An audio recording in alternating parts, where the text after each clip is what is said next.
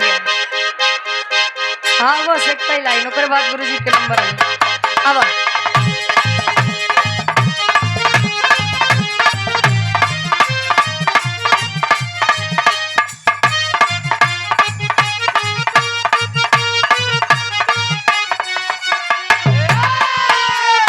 दुल्ही बतावे हाल का दुल्ही बतावे कैसे हाल का कहीं पियवा के बिन चलुए इन जन चापता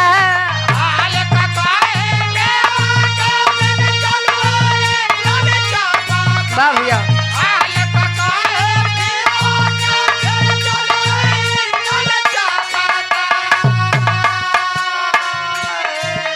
अरे हाली का कहीं पियवा के बिन चलुए इन जन चापता नया नया ड्राइवर हो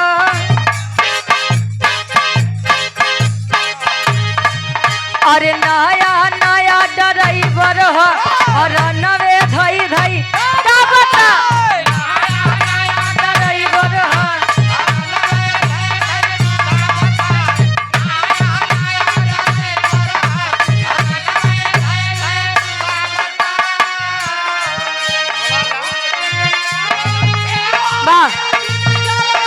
इन जन चापता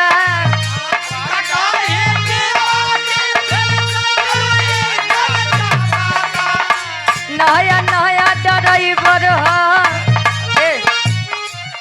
और आप हर कलाकारों को दिल से सपोर्ट करने वाले सम्मान देने वाले धर्म के आप हमारे बड़े भैया आप अंकित राज जी हम चाहेंगे कि आप मंच पर आ जाइए आइए हाँ मंच आपका स्वागत है और सम्मान करता है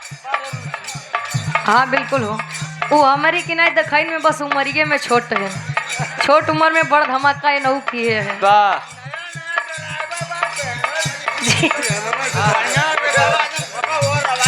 माइक वाले कम हाँ ठीक ठीक ए लो माइक दे मतलब और दे दे ए उनसे अंकित भैया आइए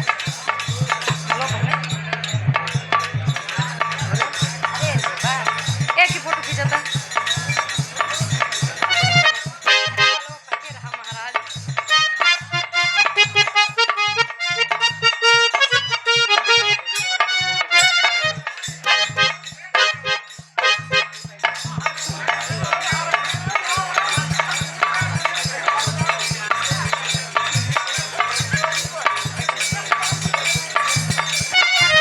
बहुत कलाकारों को सम्मान करते हैं सपोर्ट करते हैं और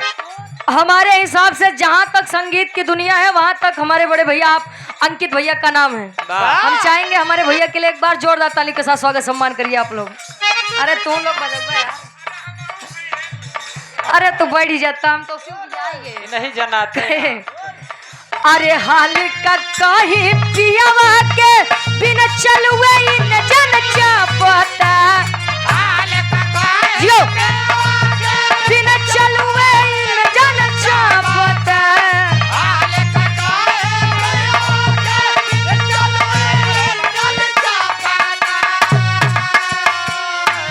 और आप वीरेंद्र भैया जी गाजीपुर से और आप सिंगर आकाश यादव जी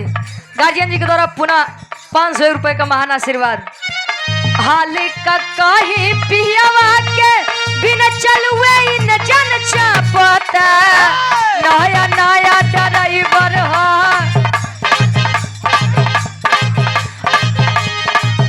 अरे नया नया ड्राइवर हो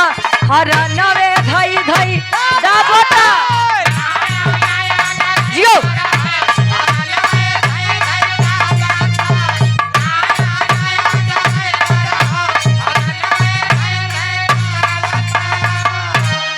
अब गुरुजी के नंबर रही आप लोग बाहर से आनंद ले जा फिर समय आई तो फिर मनोरंजन देवे।